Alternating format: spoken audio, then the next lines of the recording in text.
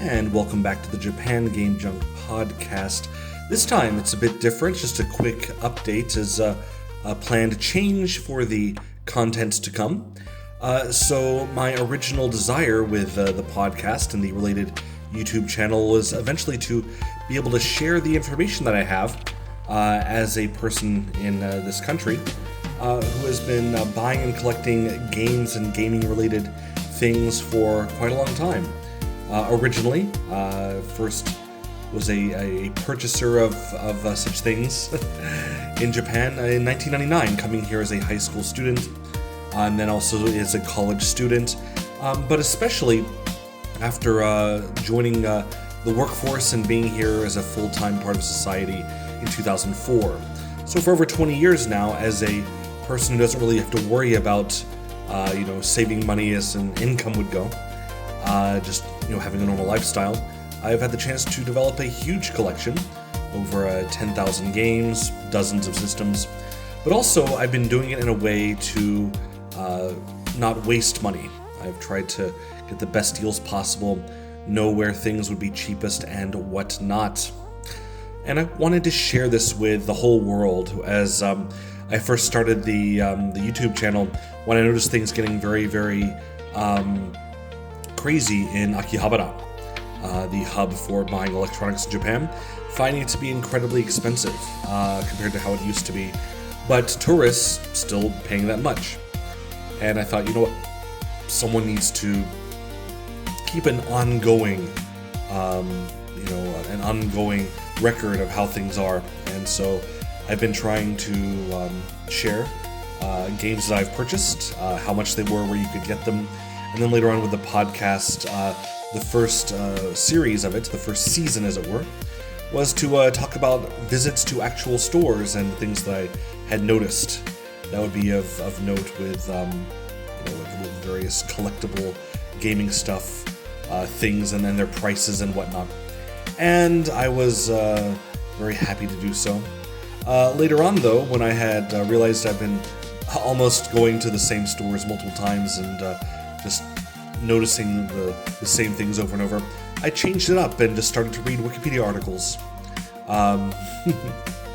Mostly just as a way to, it's just a gimmick, but also as a way to link those articles to the actual gameplay I'd have of those games, so that in the future, if anyone had found those podcast episodes, they could both hear the way that it was on Wikipedia at the time, but also see how the game was actually played with video evidence, as it were, in one convenient place. But now I've decided I want to get back to giving back and trying to give advice to people. And so what I think I'll do is I'd like to go over the various collectibles, especially game systems that I've had and purchased over the years, and knowing how the pricing has gone up and down and things like that. And so from now, for the foreseeable future for the podcast, I'm going to give this information with my own opinions and how things have been over time for these systems. So the first will be a system overview. I'll just be explaining what it's about and what's unique about that system. Then about my own experience of having purchased that at the time and why I bought it for that price, and why I would or would not buy it again for that price or less or more. Then a bit of the play experience. So if you're someone who wants to collect games to actually play them, is it worthwhile as something that you would actually want to own, and that would help you decide how much money you'd want to put into it, or how much you'd spend to get one, if you'd actually want to play it or not. I would also want to explain the rarity to find it in this country, so that, for example, if planning a trip to Japan to buy stuff, if it's the kind of thing where if you find it, you buy it immediately, or if you can afford to shop around and really look around to find your best prices possible. If it's something that you only expect to see one time during your entire trip, if you're in Japan for that purpose, then of course you'd want to get it if it's in your price range. Then also as a collectible. So is it good to have not as a playable thing, but something on your shelf to look at, or something to have that could bring just that satisfaction to have in a collection, or maybe even something to buy for the future if in case it were to gain value or whatever. And lastly, the minimum and maximum prices to consider. And I might even include the actual price of something I've seen recently in a store where you could actually go pick it up if you like. But yes, I would basically have the minimum price that you should consider paying for something, and the maximum where over that you should feel like you're getting ripped off.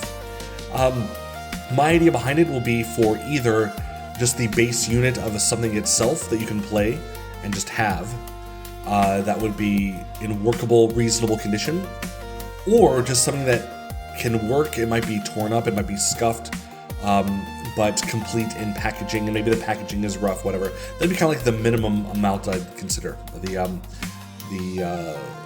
on the lowest end. So it's not for people who want pristine things unopened in box when I give my price recommendations out. Just rambling here, but that's the way things are going to be going in the future on this podcast, and my plan is to submit episode 1 to the ether, just as this one goes out. So if you're hearing this, then go to the next one on the podcast list, and you'll see episode 1 hopefully in this new series.